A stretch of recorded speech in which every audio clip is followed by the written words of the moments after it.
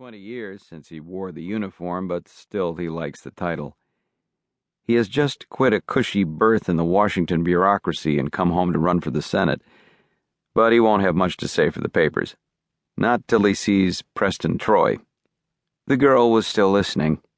The black kitten yawned at the lights flashing on, and the little crowd of waiting relatives and friends clustered along the steel mesh barrier that kept the public off the field, and the white-clad attendants beyond, busy preparing to service the planes.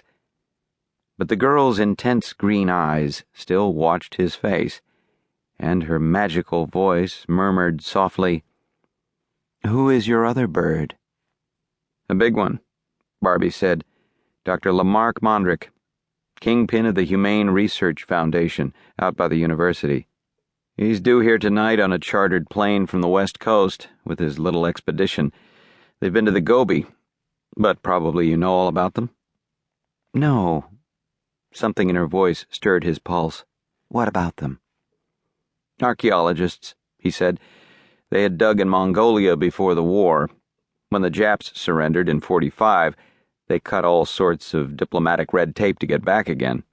Sam Quain, who was Mondrick's right-hand man, had served on some war mission to China, and he knew the ropes.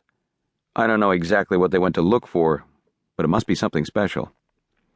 She looked interested, and he went on.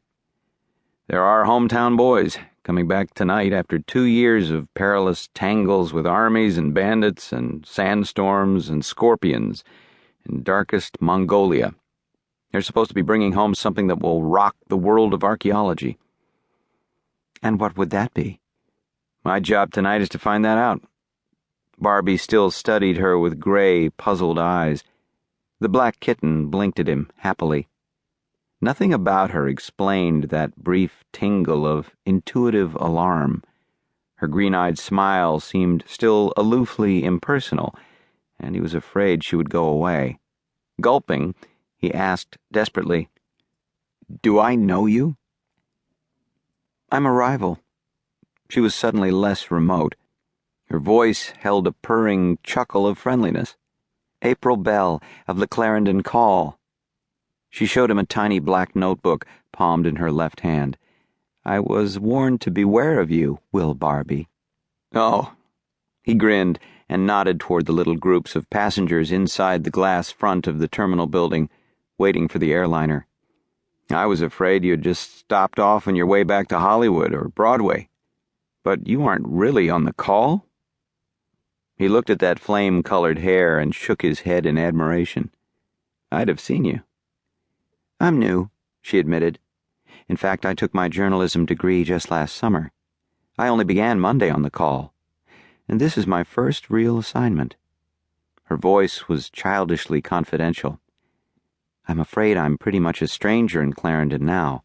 I was born here, but we went to California when I was still a little girl."